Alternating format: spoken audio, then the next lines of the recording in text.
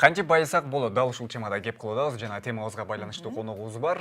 Коуч, тренер Оксана Рыскулова эжекебиз бүгүн бизге акчаны кантип топтоп, кантип байысак болот, кантип үнөмдөсүк болот. Бардык сурообузга жооп тапканга аракет кылабыз. Саламатсызбы, Оксана эже? Саламатсызбы. Кутман таңыңыздар менен, урматтуу ушул НТС каналынын сүйүктүү көрөрмандары. Мен сиздер менен ушул күздүн күнүндө ушул эфир аркылуу саламдашып жатканыма абдан кубанычтамын. Биз да кубанычтабыз. Айтсаңыз, акчага кандай мамиле жасаш керек? Мен ушул акча боюнча 300 сааттан ашык сабак алдым. Себеби мен дагы жөнөкөй эле карапайым үй бүлөнүн кызымын. Мен көп акчаларды таап, анан бай болуштук каалайт элем. Ошон үчүн ушундай сабактарды ийгиликтүү адамдардан алдым десем жаңылышпайм. Бул адамдар дүйнө жүзүнө белгилүү бизнес тренерлер Баятам Кедеятам деген китепти окугансыздарбы? Ошонун автору Роберт Кийосаки деген адамдан алдым. Себеби ал дүйнө жүзүндө эң күчтүү инвестор.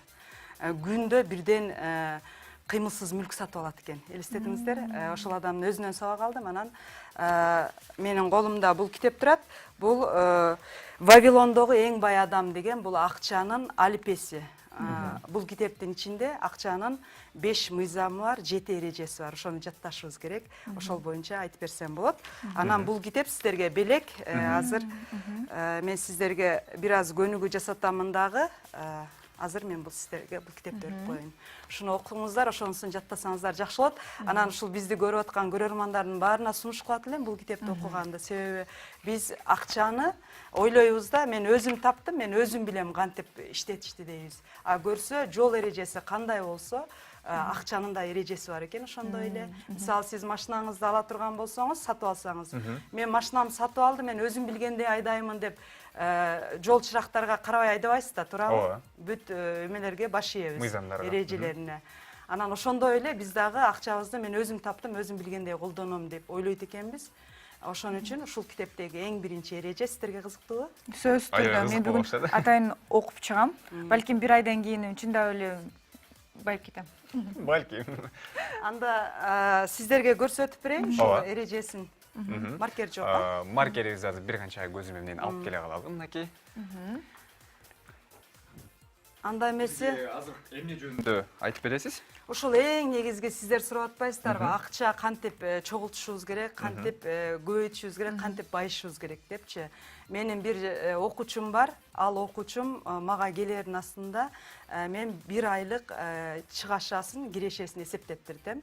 Ал келердин алдында эсептегенибизде ал бир айдын ичинде 500 000 сом акча тапкан. Ал эми чыгашасы болсо 515 000 болуп чыккан. Биз себеби жазбайбыз. Ошон үчүн ушул китептегидей бул дүйнө жүзүндөгү баардыгы ушул китепке баш ийишет. Ар бир ийгиликтүү адамдын, ар бир бизнесмендин столунун тартмасында бар ушул китеп. Демек, бир сомуна чейин жазып жүрүшүбүз керек экен, э? Ооба. Анан ушул китептеги биринчи мыйзам, анда ошол баардык теле көрөрмандарга дагы пайдалуу болсун. Биринчи мыйзам бул сиз акчаңызды аласыз, бир ай иштеп алгандан кийин ошол акчаңыздын кандайдыр бир бөлүгүн сакташыбыз керек. Мындайча айтканда 1/10 бөлүгүн сактасак, бизге ошол акча биздин жаныбызда калыш керек. Себеби бул китепте айтат, бул 1640-жылы чыгарылган китеп. Бул китепте айтат, сен дейт өтүкчүгө төлөдүң дейт, бут кийим тиккен адамга дейт, ашпозчуга төлөдүң, чаштарачка төлөдүң, кийим тиккенге төлөдүң, баарына төлөп келдиң дейт, а бирок өзүңө төлөгөн жоксуң го дейт да. Ошол мына бир бөлүгү бул биз өзүбүзгө төлөгөн акча болуп эсептелинет. Ушул жерден дагы эң маанилүү нерсе, сиздер азыркы убакытта эгерде бүгүнкү күндөн баштап акча таппай калсаңыздар, сиздердин чогулткан акчаңыздарга канча ай жашай аласыздар? Так жолу карыз алууга туура келет.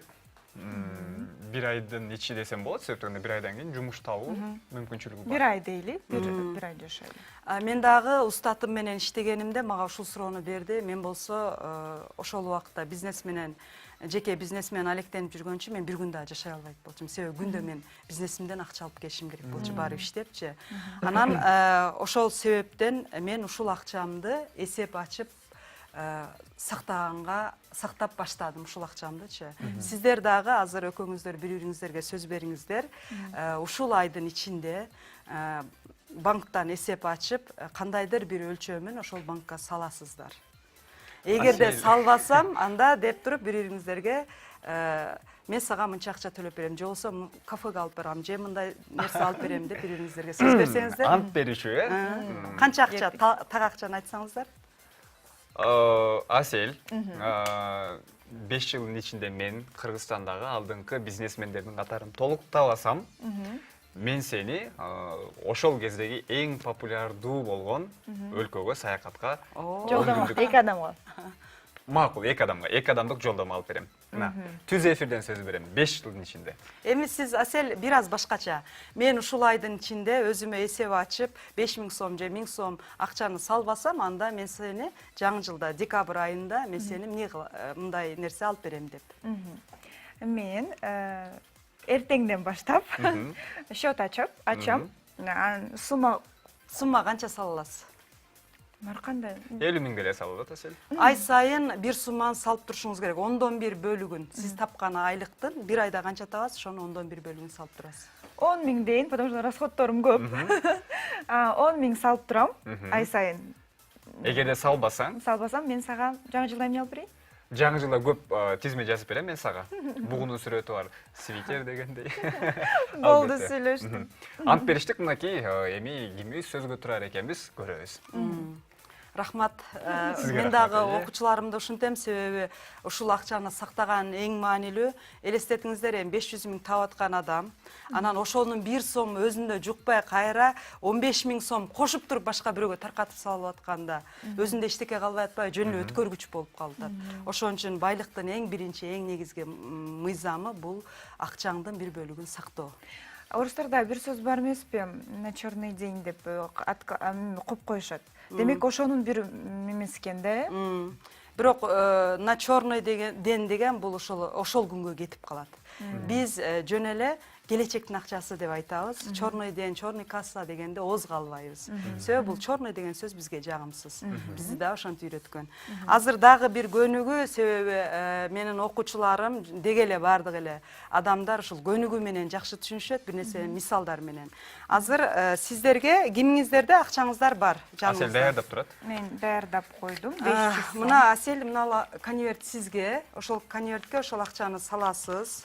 Анан мына кызыл бантик менен байлап коесуз. Мына кармап Опа. Сиз байлай бериңиз, а мен айта берейин. Мен 3 жыл мурда мына конверттин сыртын дайыма алмаштырып турам. Бул жака келе жатып эле алмаштырдым, себеби жыртылып кетти. Күндө сумкамда жүрөт. Ушуга 3 жыл мурда мен бул акчаны салганмын. Салгамындагы ушул акчага эч качан тийбеймин. Акчам жок болуп калган убакта дагы албаймын. Себеби бунун артында жазылуу, бул менин байлыгымдын башаты. Сиздин бул байлыгыңыздын башаты болсун. Сиз бул акчага эч тийбеңиз. Мүмкүн болсо 500 сом эмес, 5000 сом же 50 000 сом кылып, же болбосо 500 доллар кылып көбөйтүп койсоңуз болот. Бул бизге өзүбүзгө. Демек 500 сомду алып, башка крупный купюра салып салсам болот, э? Бирок алып иштеткенге акыбыз жок. Себеби бул акча булчуңу деген көнүгүү. Сиз мисалы эгерде спорт менен машыга турган болсоңуз, 10 жолу эле отжимания кылып койсоңуз, сиз күчтүү болуп, сыртыңыздан көрүнбөйт да турабы? Күндө отжимания кылышыңыз керек. Ошон үчүн мында дагы биз дайыма ушул акчаны жок кылбай алып жүрүшүбүз керек. Себеби сумкам жок экен. Себеби мындай биз акчабызды алган күнү сумкабызды башкача көтөрүп жүрөт экенбиз да, мынантип башкача кармапчы. Аны чөнтөкчүлөр билип коюшат экен. Байкап коюшат экен. Ошон үчүн эгерде бизде дайыма акча бар болсо, акча дайыма жүргөн болсо, биз мындай жөн эле мындай көтөрүп калат экенбиз. Ал эми бул бантикпи же кандай эмне? Мааниси барбы? Мааниси бул ушул бантиктин мааниси бул кызыл деген сөз, бул кызыл светофор. Дойле бул деген болбойт деген эскертүү. Сен албайсың, тийбейсиң деген сөз. Кызыл деген сөз болбойт деген сөз, жок деген сөз. Жашыл тартып алсаң анда жашыл тартып алсаң алып сала берсең болот. Жакшы. Өзүңүздүн алгачкы кирешеңиз эсиңиздеби же? Эмне болуп тапкансыз, канча сумма болгон? Бул сабактарды алардан мурда мен бир лицейде мугалим болчумун. Айлыгым ошол бир айылда. Айлыгым бир 5000 сомдон 10 000 сомго чейин эле болчу 2012-2011 жылдары. Ошол убакытта мен аябай көп акча тапканды каалачумун. Анан кийин мен бир швейный цех иштете баштадым. Анда күнү түн иштейт элем. Ошондо да ойлонот элем, элдер мүмкүн оңой эле таап аткандыр. А мен болсо эртең менен 7-де машинкага отурам, түнкү 12-ге чейин отурамын дейт элем да. А көрсө, ойлон ойгон деген да китепти кийинки чакырышыңыздарда алып келип беремин.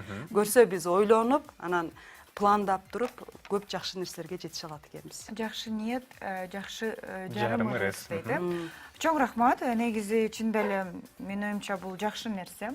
Негизи 1 сомдон байлык курулат, Ошондо 1 сомдон баштасаңыз деле, 5 мага окшоп 5 сомдон баштасаңыз деле, буюрса ушуну долларларга көбөйтөлү. Буюрса. Оксана эже, канча жылдан бери акча табуунун жолдорун үйрөнүп келесиз? Канча жыл болду?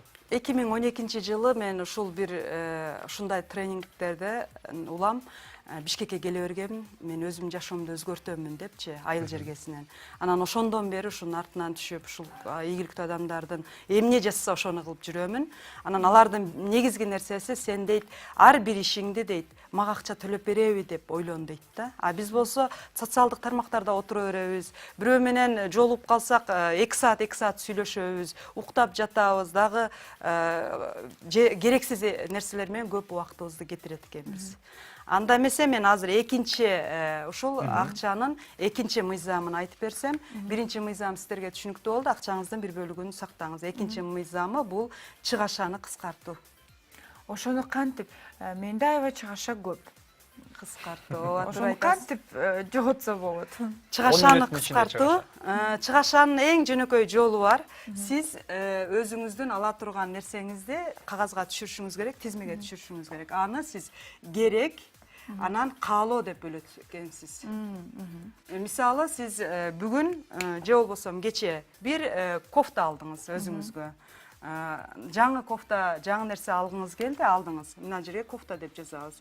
Ошол кофта керекке киреби же каалоого киреби кантип аныктайбыз? Мындай суроо беребиз. Эгерде мен ушул кофтаны албасам, жашоомдо бир нерсе өзгөрүлүп кетеби дейбиз. Анан тузду алдыңыз. Үйдө туз жок болчу, тузду алдыңыз. Ушул экөөнүн кайсынысы каалоо, кайсынысы керекке кире турганын аныктап бериңиздерчи. Туз керек. Кофта каалоого кирет. Ооба. Кофта каалоого кирет, а туз болсо керекке кирет. Эгерде туз албай койсок, бизде анда үйдө тузсуз тамак дамсыз болуп калат. А кофта болсо башка кофталарыбызды кийип турсак болот экен. Анан ийгиликке жетүү үчүн дейт, сен акчаңды көбөйтүп инвестиция кылыш үчүн дейт, сен ушул зарыл эмес каалоолорду кое тур дейт да. Себеби биз азыр акча үчүн иштеп жүрөбүз.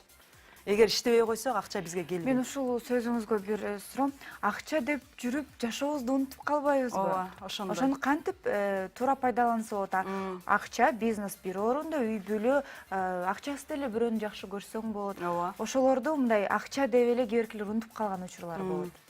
Ошон үчүн мына эң баштапкы тепкичтери биз акча үчүн иштеп жүрөбүз, акча биз үчүн иштеш керек. Сиз ушул акчаларыңызды, мына 10% акчаңызды, бул акчаларыңызды чогултуп, акча сиз үчүн иштей турган нерсе куруңуз. Бир нерсеге акчаңызды саласыз, сиз бар бир күн эле убактыңыз кетет, 1 саат эле барып акчаңызды аласыз. А биз болсо акча үчүн иштеп жүрөбүз, туура айтасыз. Биз балдарга жеткиликтүү көңүл бура албайбыз, жолдошубузга жеткиликтүү көңүл бура албайбыз, ата-энебизге бара албайбыз, жанында боло албайбыз. Анан өзүбүздүн чыныгы каалообузду ошол акчага алмаштырып коебуз дагы, айлык менен жүрүп эле чыныгы каалообуз калып калат. Мындайча айтканда, миссиябыз калып калат. Эң негизгиси убакытты туура пайдалануу.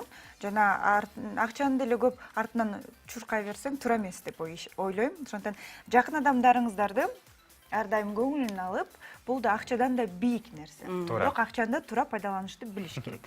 Туура, акча эч нерсеге жеткирбейт деп айтып коюшат кээ бирлер. Бирок акча азыркы тапта, азыркы жашоонун көз карашы менен карай турган болсок, көп көйгөйдү чечүүчү башкы курал. Андыктан рахмат сизге, Оксана эже, убактыбыз соңуна келип калыптыр. Келип бергениңиз үчүн терең ыраазычылык. Буюрса сабагыбызды улантабыз башка күнү дегендей. Бүгүн бизде конокто коуч тренер Оксана Рыскулова болду. Акчаны кантип пайдаланып башташ керек, мынакей алгачкы кадам менен көргөзүп берди. Андыктан сиз дагы ушул кадамдарга барып, байыбыңызду биз дагы күтөбүз. Тилектешпиз. Биз менен бир болуңуз.